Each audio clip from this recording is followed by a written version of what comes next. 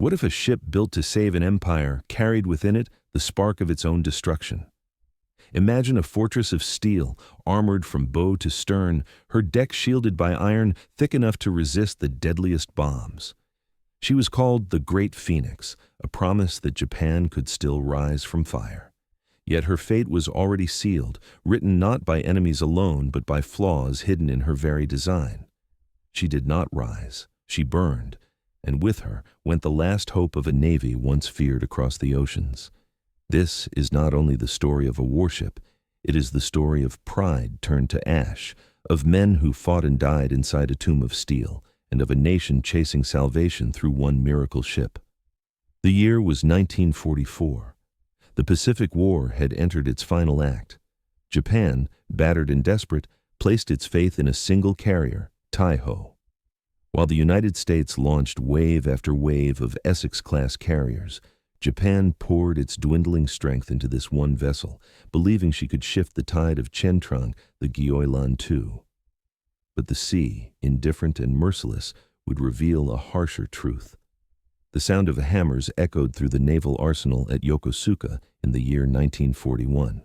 Sparks flew from welding torches, steel plates groaned as they were riveted into place, and blueprints spread across tables promised a ship unlike any the world had seen. She was not to be just another carrier. She was to be an armored citadel upon the sea. Her name was Taihō, the Great Phoenix, and her birth was wrapped in the fever of hope. For the workers who toiled day and night, she was more than steel.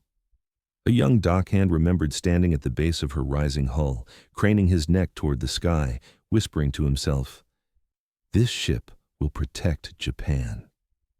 To him, she was proof that his homeland still possessed strength, even as bombs rained on cities and resources dwindled. When she touched water in 1943, Taihō towered above her predecessors. Over 30,000 tons of armored promise slid into the sea, her engines capable of speeds that could outrun battleships. She carried the pride of a nation and the prayers of men who believed she could endure what others had not. To them, she was not only a warship, she was a miracle, a phoenix destined to rise when all else had fallen. By the spring of 1944, the Great Phoenix was no longer a dream in steel. She had become the flagship of Admiral Ozawa, the commander of Japan's mobile fleet. When Taihō's engines first roared to life, vibrations thrummed through her armored frame, and the men aboard felt as if the ship herself was breathing. From her expansive hangar decks, rows of Zero fighters and torpedo bombers gleamed beneath the floodlights. Mechanics smelled fresh paint mixed with oil, and pilots walked the steel corridors, whispering that this ship would carry them to victory. Pride swelled in their chests.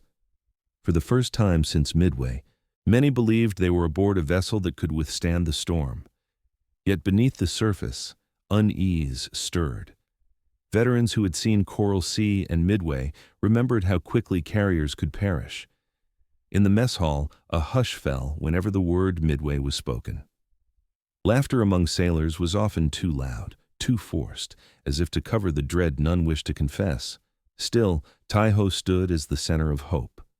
She was more than Ozawa's command post. She was the embodiment of Japan's last gamble, a fortress that seemed unbreakable, guiding her fleet toward the decisive clash already looming on the horizon. As Taihō led the mobile fleet into the Philippine Sea, the scale of the coming battle became painfully clear. Reports poured into Admiral Ozawa's flag plot. Across the horizon advanced the American Fifth Fleet, an armada unlike anything the Pacific had yet seen. 15 carriers, 7 battleships, and scores of cruisers and destroyers. Above them waited swarms of Hellcat fighters flown by men hardened through years of combat. Against this tide, Ozawa could marshal only 9 carriers. Many of their decks carried planes flown by boys with scarcely 50 hours in the cockpit. Their training had been rushed, their nerves untested. For every squadron Japan launched, the Americans could unleash 10. On Taihō's bridge, officers studied maps with grim faces. They knew the odds, yet doctrine demanded confrontation.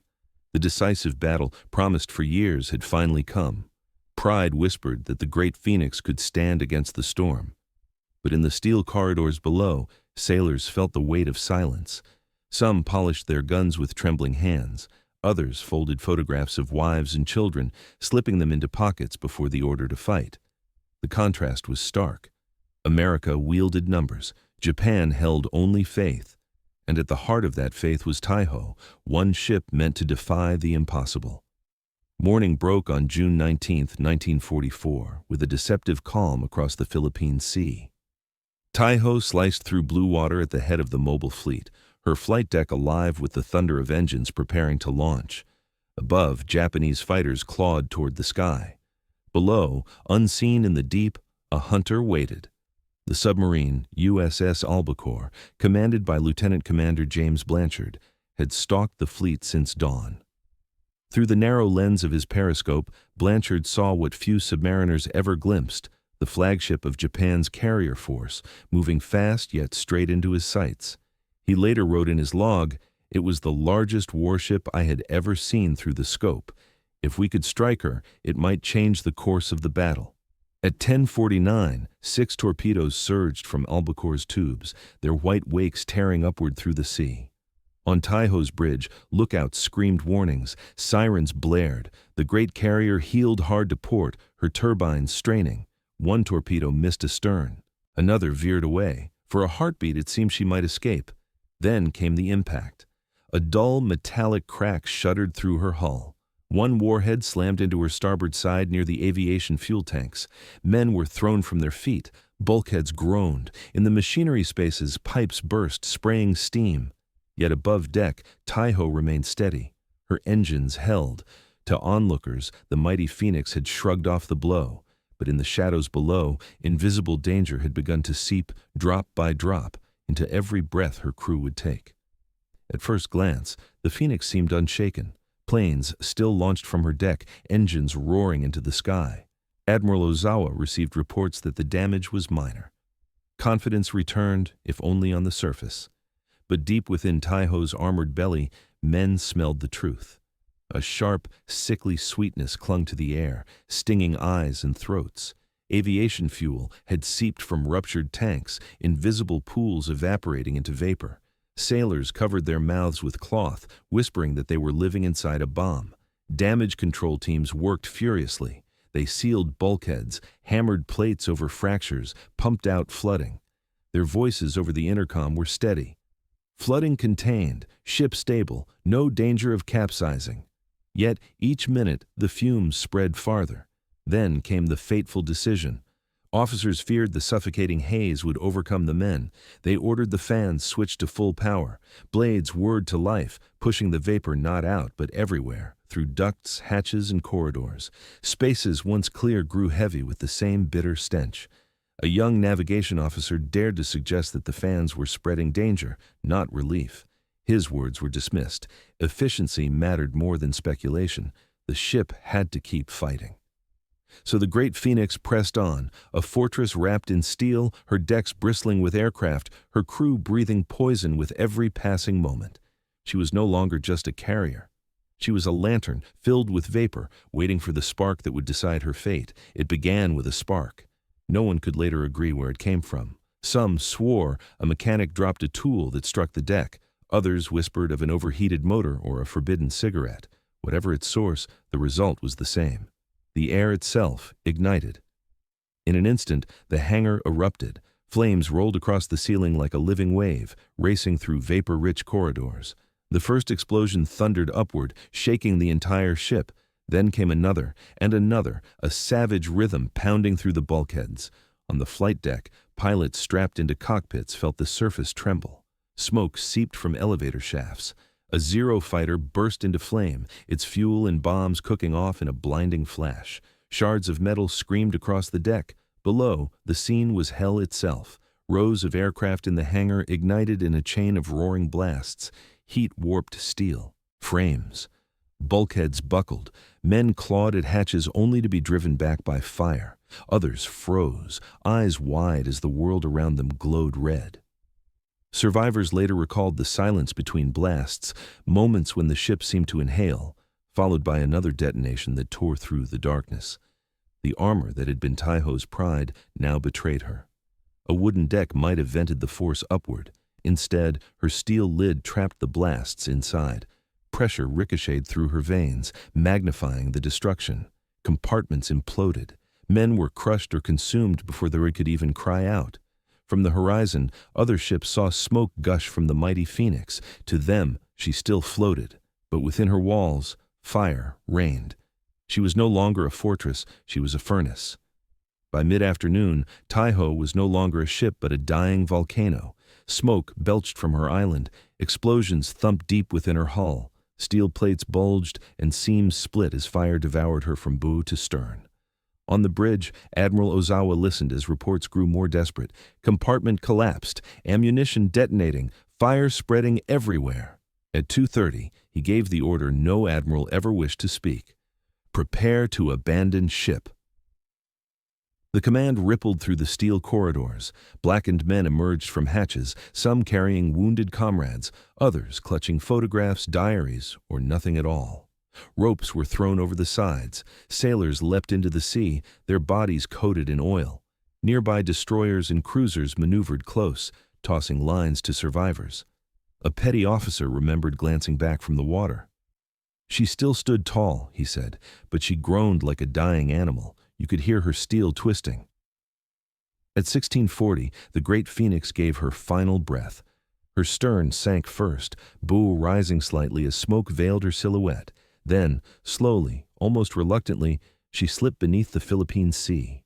The waves closed with a hiss, leaving only oil, debris, and silence. Of her crew of more than 2,000, fewer than 600 survived. Over 1,600 men vanished with her into the deep. For those afloat, it was not merely the loss of a ship, it was the burial of hope. In the weeks that followed, engineers and survivors struggled to explain how Japan's most advanced carrier could vanish in a single day. The answers were bitter. Taihō's armored deck, once her pride, had sealed her fate. Instead of venting blasts upward, it trapped the fury within, turning compartments into pressure cookers of flame. The order to run ventilation at full power spread poison through every deck. And her crew, brave but untested, could not fight a fire that seemed to come from the ship's very breath. For the Americans, the lesson was clear. No single miracle ship could save a navy. Strength lay in numbers, in training, in procedures refined by experience. Their carriers endured because they could lose, won, and fight on. Japan had placed its last hope in one Phoenix. When it burned, there was nothing left to rise. Among survivors, memory became a torment. Some carried scars on their skin, others only in their minds. One sailor admitted, "Every night I hear them, pounding on hatches, screaming for air. I left them behind. I lived. That is my punishment." For history, Taihō became not a symbol of triumph, but a warning etched in steel and smoke. Pride cannot defeat physics, and no armor can protect against mistakes born within. The great Phoenix had been built to rise from fire. Instead, she was consumed by it. Taihō's first battle was her last, her armored decks collapsing inward, her men entombed within steel that was meant to shield them. She was not salvation. She was a tomb. For Japan, her loss was more than the end of a ship. It marked the death of a carrier fleet and the death of a dream. The decisive battle had come, and it had proven that no single miracle could defy reality. Pride became weakness. Hope became silence. In the long shadow of World War II, Taihō's story lingers as a warning. It tells us that courage cannot erase inexperience, that armor cannot overcome flawed design, that nations cannot wager everything on one fragile hope. In World War II, her sinking was not only a tactical defeat, but a symbol of collapse, a lesson carved into the sea itself. And in the memory of World War II, she remains a ghost, a ship built to endure, yet lost to the flames she was meant to survive. Today, the Philippine Sea rolls quiet above her grave. No monument marks her passing, no shrine recalls her name. Yet those who know her story remember the truth, that war devours pride as easily as it devours steel. And the only legacy worth keeping is peace.